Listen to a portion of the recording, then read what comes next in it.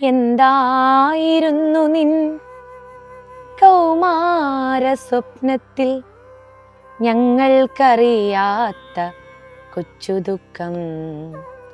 എന്തായിരുന്നാലും ഞങ്ങളോടോതുവാൻ എന്തൻ മകളെ മടിച്ചു. മക്കളെ, രവീന്ദ്രൻ തളീക്കര എന്ന കവിയുടെ കവിതയിലെ കുറച്ച് വരികളാണിത് കേട്ടോ. ഇത് എന്നെ കേൾക്കുന്നവർ ബാല്യവും കൗമാരവും ഒക്കെ നുകരുന്നവരാണ്, സ്കൂളിൽ പഠിക്കുന്ന കുഞ്ഞു കുട്ടികളാണ്. ഞാനിപ്പോൾ ചൊല്ലിയ ഈ വരികളിൽ നിങ്ങൾക്ക് എന്തെങ്കിലും കാണാൻ അല്ലെങ്കിൽ കേൾക്കാൻ പറ്റിയിട്ടുണ്ടോ? പെട്ടെന്നൊരു ദിവസം അച്ഛനും അമ്മയും അനിയനും അനിയത്തിയും ഒക്കെയുള്ള ഒരു കുടുംബത്തിൽ നിന്ന് പെട്ടെന്ന് ആത്മഹത്യയിലേക്ക് ഇറങ്ങിപ്പോയ ഒരു കുട്ടിയുടെ ചിത്രമാണ് അവിടെ. അതിനെക്കുറിച്ച് ഓർത്ത് വിഷമിക്കുന്ന ഒരച്ഛൻ്റെ വേദനയാണ് അവിടെ. അപ്പോൾ ഇപ്പോൾ കാണുന്ന വാർത്തകളിലൊക്കെ ഒരു ചെറിയ ചെറിയ നിസ്സാര കാര്യങ്ങൾക്ക് വേണ്ടിയിട്ട് ജീവിതത്തിൻ്റെ സമ്മർദ്ദങ്ങളെ ഒട്ടും നേരിടാൻ പറ്റാതെ മക്കളെല്ലാം ആത്മഹത്യയിലേക്ക് അല്ലെങ്കിൽ ആ ഒരു വഴി തിരഞ്ഞെടുക്കുന്നത് കാണുമ്പോൾ നിങ്ങൾ കണ്ടു നിൽക്കുന്നവർക്ക്, നിങ്ങളെ കേൾക്കാൻ തയ്യാറായിട്ട് നിൽക്കുന്നവർക്ക് വളരെ വിഷമമുണ്ട്, വളരെ സങ്കടമുണ്ട്. നിങ്ങൾ ഓർക്കേണ്ട ഒരു കാര്യം,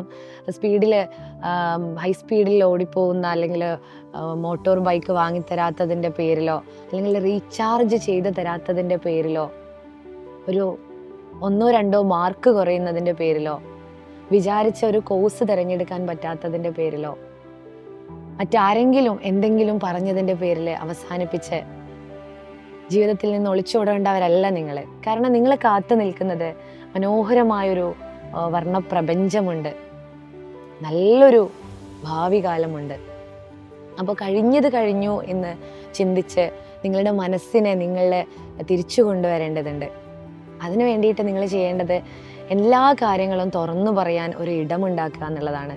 നിങ്ങളെ കേൾക്കാൻ തയ്യാറായിട്ട് ഞങ്ങളുണ്ട് ഇവിടെ. ഞങ്ങൾ രക്ഷിതാക്കളുണ്ട്, അധ്യാപകരുണ്ട്. അതുമല്ലെങ്കിൽ മറ്റ് വഴികളുണ്ട്. ചൈൽഡ് ഹെൽപ്പ് ലൈനുകളുണ്ട്. മറ്റ് പലതരത്തിലുള്ള ബുദ്ധിമുട്ടുകൾ അനുഭവിക്കുന്ന കുട്ടികളാണെങ്കിൽ ഞാൻ പറഞ്ഞത്, ഇത്തരം നിസ്സാര പ്രശ്നത്തിൻ്റെ പേരിൽ ഒരിക്കലും ആത്മഹത്യ എന്ന് പറയുന്ന വഴിയിലേക്ക് നിങ്ങൾ പോകാതിരിക്കുക. നമുക്ക് പഠനത്തെ ഒരു ലഹരിയാക്കാം, വായനയെ ഒരു ലഹരിയാക്കാം, നിങ്ങളുടെ കഴിവുകളെ ഒരു ലഹരിയാക്കി മാറ്റാം. ഇത്ര മാത്രമാണ് എനിക്ക് ഈ ഒരു അവസരത്തിൽ പറയാനുള്ളത്.